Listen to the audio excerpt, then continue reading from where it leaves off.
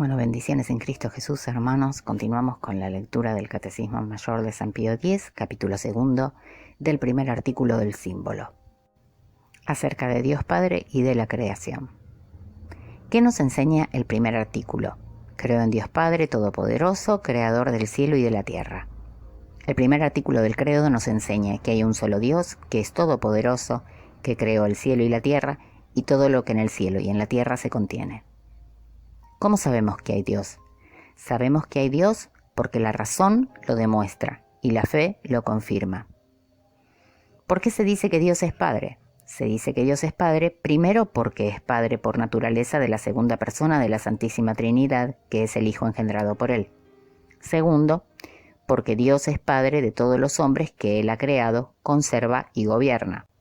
Tercero, porque finalmente es Padre por gracia de todos los buenos cristianos, que por eso se llaman hijos de Dios adoptivos. ¿Por qué el Padre es la primera persona de la Santísima Trinidad? Es la primera persona de la Santísima Trinidad porque no procede de otra persona, sino que Él es el principio de las otras dos personas, que son el Hijo y el Espíritu Santo. ¿Qué quiere decir todopoderoso? Todopoderoso quiere decir que Dios puede hacer todo cuanto quiere. Dios no puede pecar ni morir. Entonces, ¿cómo se dice que todo lo puede? Se dice que Dios todo lo puede, aunque no pueda pecar ni morir, porque pecar o morir no es efecto de potencia, sino flaqueza, la cual no puede hallarse nunca en Dios, que es perfectísimo. ¿Qué quiere decir creador del cielo y de la tierra?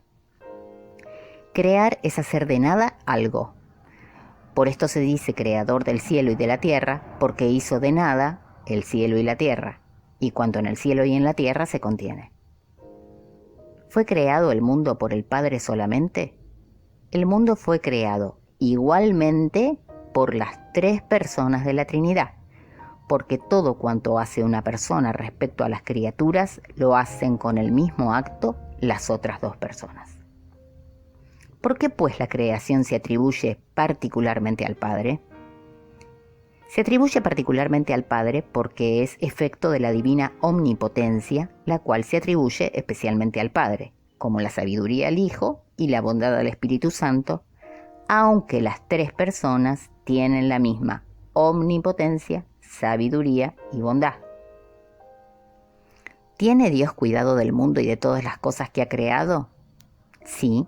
Dios tiene cuidado del mundo y de todas las cosas que ha creado, las conserva y gobierna con su infinita bondad y sabiduría, y nada sucede acá abajo sin que Dios lo quiera o lo permita.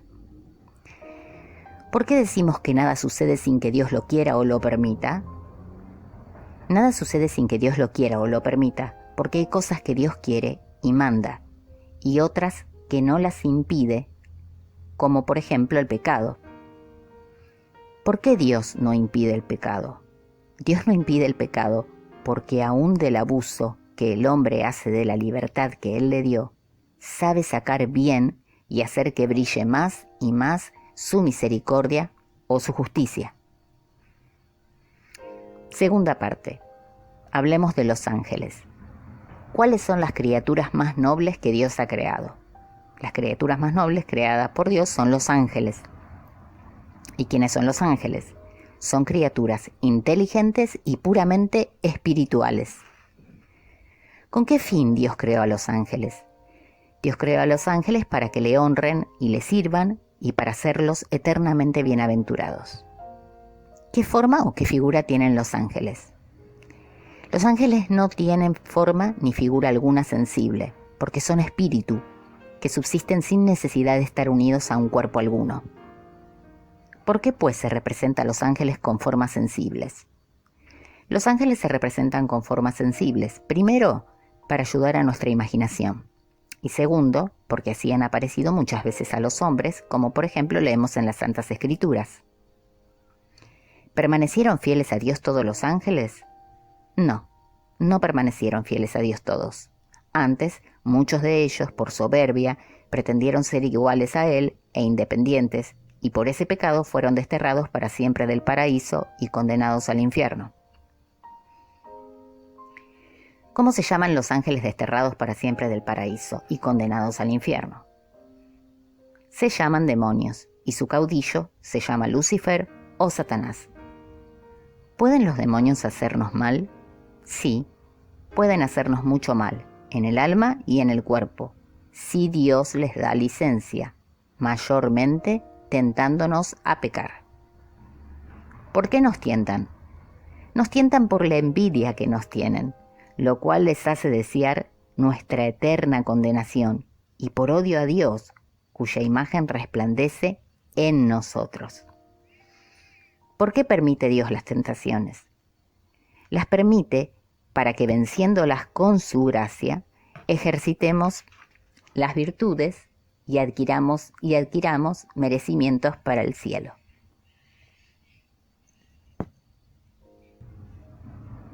¿Y cómo se vencen las tentaciones? Las tentaciones se vencen con la vigilia, la oración y la mortificación cristiana. ¿Cómo se llaman los ángeles que permanecieron fieles a Dios? Se les llaman ángeles buenos, espíritus celestiales o simplemente ángeles. ¿Qué fue de los ángeles que permanecieron fieles a Dios? Los que permanecieron fieles fueron confirmados en gracia siempre de la vista de Dios, le aman, le bendicen y le alaban eternamente. ¿Se sirve Dios de los ángeles como de ministros suyos? Sí, Señor. Dios se sirve de los ángeles como ministros suyos, en especial a muchos de ellos los hace custodios y protectores nuestros. ¿Hemos de tener particular devoción a nuestro ángel custodio?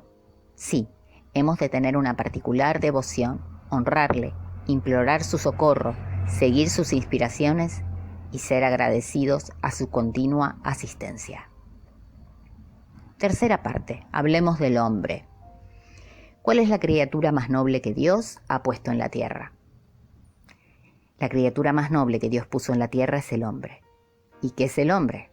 Es una criatura racional, compuesta de alma y de cuerpo. ¿Qué es el alma? El alma es la parte más noble del hombre, porque es sustancia espiritual dotada de entendimiento y de voluntad, capaz de conocer a Dios y poseerle eternamente. ¿Puede verse y tocarse el alma humana? No, no puede verse ni tocarse, porque es espíritu. ¿Muere con el cuerpo el alma? El alma humana no muere jamás. La fe y la misma razón prueban que es inmortal.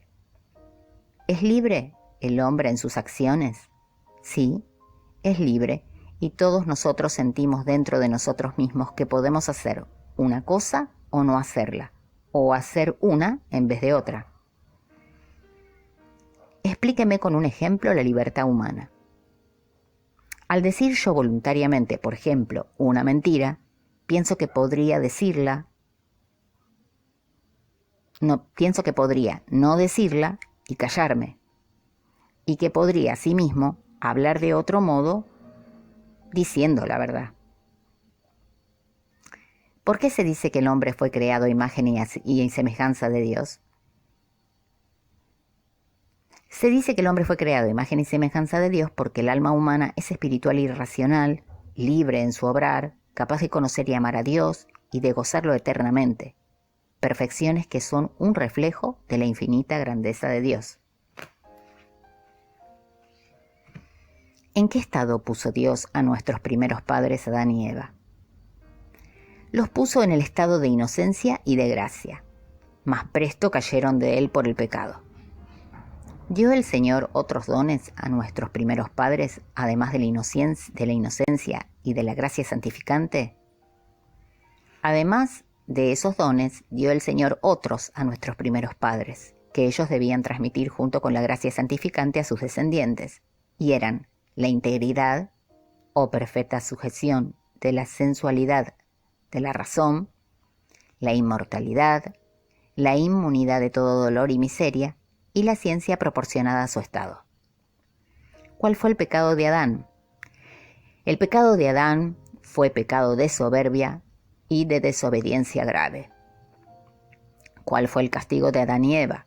Adán y Eva perdieron la gracia de Dios y el derecho al cielo. Fueron lanzados del paraíso, sujetos a muchas miserias en el alma y en el cuerpo, y condenados a morir. Si Adán y Eva no hubieran pecado, ¿hubieran estado exentos de la muerte? Sí. Si Adán y Eva no hubieran pecado, tras una feliz estancia en este mundo, hubieran sido trasladados por Dios al cielo sin morir, para gozar una vida eterna y gloriosa. ¿Eran estos dones debidos al hombre?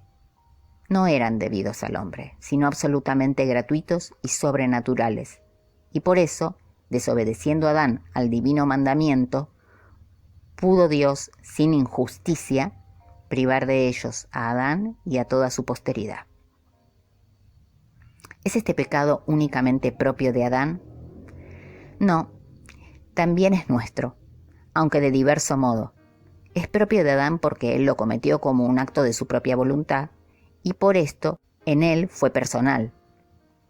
Pero es nuestro porque habiendo pecado Adán en calidad de cabeza y fuente de todo el linaje humano, viene transfundiéndose por natural generación a todos sus descendientes y por eso es para nosotros pecado original. ¿Cómo es posible que el pecado original se transfunda a todos los hombres? Se transfunde a todos los hombres porque habiendo conferido Dios al género humano en Adán la gracia santificante y los otros dones sobrenaturales, a condición de que Adán no desobedeciese, habiendo éste desobedecido en calidad de cabeza y padre de humano linaje, tornó la naturaleza humana rebelde a Dios. Y por esta causa, la naturaleza humana se transfunde a todos los hombres descendientes de Adán en estado de rebelión a Dios, privada de la gracia divina y de los otros dones. ¿Qué daño ha causado el pecado original? Los daños que nos ha causado el pecado original son la privación de la gracia, la pérdida de la bienaventuranza, la ignorancia, la inclinación al mal y todas las miserias de esta vida, en fin, la muerte. ¿Contraen todos los hombres el pecado original? Sí. Todos los hombres contraen el pecado original, excepto la Santísima Virgen, que fue preservada de Dios por singular privilegio, en previsión de los méritos de Jesucristo nuestro Salvador. Este privilegio es llamado la Inmaculada Concepción de María Santísima. ¿Podrían salvarse los hombres después del pecado de Adán? Después de que Adán pecó, los hombres no podían salvarse, a no usar Dios la misericordia con ellos. ¿Cuál fue la misericordia que Dios usó con el linaje humano? La misericordia que usó Dios con el linaje humano fue prometer, desde luego, a Adán el Redentor divino o Mesías y enviarlo después a su tiempo para librar a los hombres de la esclavitud del demonio y del pecado. ¿Y quién es el Mesías? El Mesías prometido es Jesucristo, como nos enseña el segundo artículo del credo. Bueno, fin del segundo capítulo. Dios los bendiga y hasta un próximo capítulo.